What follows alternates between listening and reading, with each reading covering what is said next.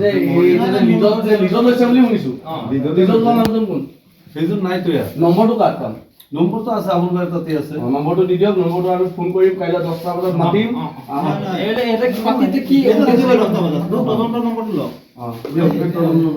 যে আমাৰ ইয়াত মিয়া কৰ্মচাৰী হওক বা মিয়াৰ কোনোবা বিজনেছ কৰিবলৈ অহা মানুহ ইয়াত আমাৰ ইয়াত নিষেধাজ্ঞা আছে।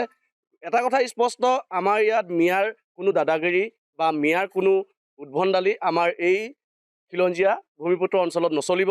গতিকে আমি তেখেতলোকক কওঁ, যোৱাকালিও কৈছোঁ, স্বত্বাধিকাৰীকো কৈছোঁ, আৰু আজি যিজন লিজত লৈছিল তেখেতক আমি কৈছোঁ যে আজিৰ ভিতৰত তেখেতলোকে যাব লাগে ইয়াৰ পৰা।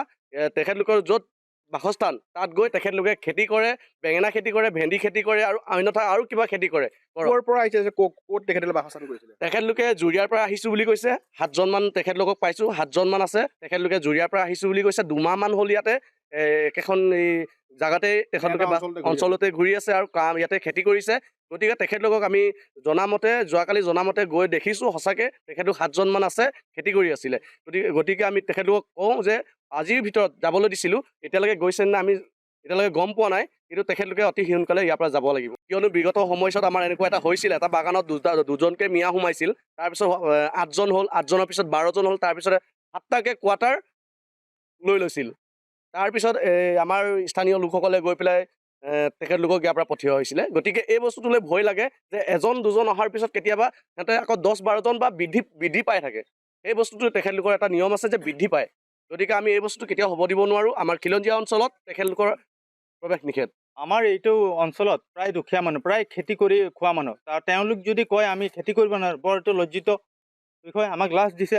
তো এই কথাটো আমি কেতিয়াও মানি নলওঁ। আৰু তেওঁলোক আহি যি ইয়াত ভেন্দি বেঙেনা খেতি কৰিছে, দৰকাৰ পৰিলে ইহঁতক ইয়াৰ পৰা উলিয়াই আমি যিকেইটা স্থায়ী বাসিন্দা আছোঁ আমি নিজে খেতি কৰিম। 10টাত ইহঁতক যদি ইহঁতে ওলাই যোৱাৰ লগে লগে আমাৰ স্থানীয় মানুহে কৰিম এইবিলাক খেতি। সকলোৱে খেতি কৰা মানুহ, অতীতৰ পৰা খেতি কৰিয়ে আছোঁ, আৰু গাঁৱৰ সকলোৱে কৃষিজীৱী মানুহ হয়, চবেই কৃষিতে লাগি থাকে। আৰু এই বিলাহী বেঙেনা খেতি চবেই কৰিব পাৰে, সেইটো মিছা কথা। তেওঁলোকে আমি নাজানো বুলি কৈছে, আমাক লাজ দিছে বাৰু। গতিকে আমি বিচাৰোঁ তেওঁলোকে অতি সোনকালে ইয়াৰ পৰা যোৱাটোৱে আমাক লাগে। চাওক, এটা কথা স্পষ্ট যে তেখেতলোকে যোৱাৰ পিছত তেখেতলোকে আজি এটা কথা আমাক কথা দিছে যে এইকেইজন মিয়া সম্প্ৰদায়ৰ লোকক আমি পঠিয়াই ইয়াৰে কৰ্মচাৰীক লৈ তেখেতলোকে খেতি কৰাৰ কথা কৈছে। কিন্তু একচুৱেলি কথাটো হৈছে লিজত লৈছিলে বাগানখন খুলিবৰ বাবে, কিন্তু ইয়াত আহি বাগানৰ আধা গছ কাটি খেতি কৰিছে। কোনে আনিছিলে? এইটো আপোনাৰ তজন আহমেদ বুলি জানো মালিকজনৰ নাম, মাটি মালিকজনৰ নাম। কিন্তু আৰু যিজন লিজত আমি খাইৰুল বুলি জানো, তেখেতক খাইৰুল বুলি আমাক চিনাকি দিছে। খাইৰুল বোলা মানুহজনে ইয়াত আহি খেতি কৰিছে।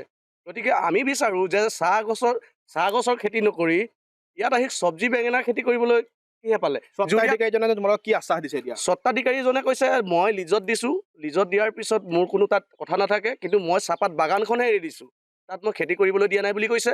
আৰু এটা কথা ক'ব বিচাৰোঁ, যিজন খাইৰুল বুলি লিজত লৈছে মানুহজন, তেখেতক এটা কথা ক'ব বিচাৰোঁ, যদি খেতি কৰিবলৈ ইচ্ছা আছে ইমানেই, যদি ভেন্দি আৰু বেঙেনাৰ খেতি কৰিবলৈ মন আছে, তেনেহ'লে জুৰিয়াত গৈ কৰক, নিজৰ বাসস্থানত গৈ, নিজৰ গৃহত গৈ পেলাই কৰক।